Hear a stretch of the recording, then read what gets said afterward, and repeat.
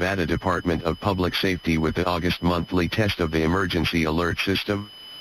Broadcasters, cable operators and the National Weather Service provide EAS as a way for public safety officials to keep you informed.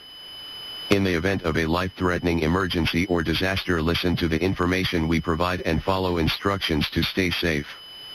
This concludes today's test of the emergency alert system.